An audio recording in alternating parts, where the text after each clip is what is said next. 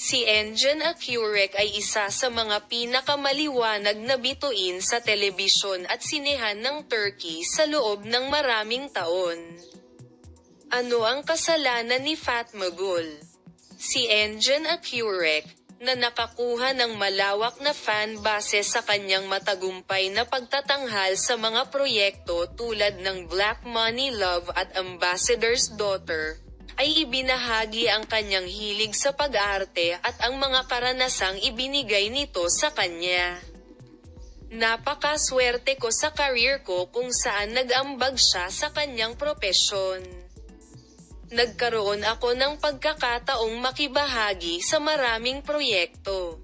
Ang mga proyektong ito ay nagbigay sa akin ng mga hindi malilimutang karanasan.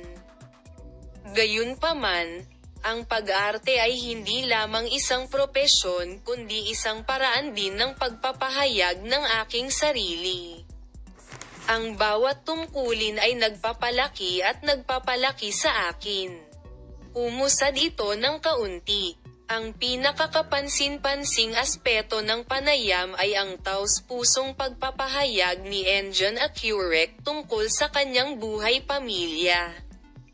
Binigyang diin ng sikat na aktor kung gaano kahalaga sa kanya ang mga alaala na ginugol niya kasama ang kanyang asawang si Tagba Buyek Usten at ang kanilang sanggol. Si Tagba ang aking kasosyo sa buhay, ang aking pinagkakatiwalaan, at ang aking pinakamalaking taga-suporta. May bago akong natututunan sa kanya araw-araw. May bago akong natututunan sa kanya araw-araw. Ang pagdating ng aming sanggol ay ganap na nagpabago sa aming buhay. Ang bawat sandali na kasama ko siya ay parang isang himala. Minsan gusto kong lumayo sa lahat ng intensidad na ito at mapag-isa kasama ang aking pamilya sa isang punto sa panayam. Sinabi ni Engin Akurek ang tungkol sa ideya ng isa pang mundo na pinangarap niya, at ang episode na ito ay isa sa mga episode na nakaantig ang puso ng kanyang mga tagahanga. Kung ang punto kung saan binigyan niya sila ng mga emosyonal na sandali ay nasa ibang mundo, pupunta ako doon kasama ang aming sanggol na si Tagba. Kami lang, Dogan, ang gusto ng tahimik na buhay. Siguro ito ay isang baybayin na bayan o sa isang lugar sa kabundukan kahit na magkaroon ng ganoong panaginip kung minsan ay mas maganda ang pakiramdam.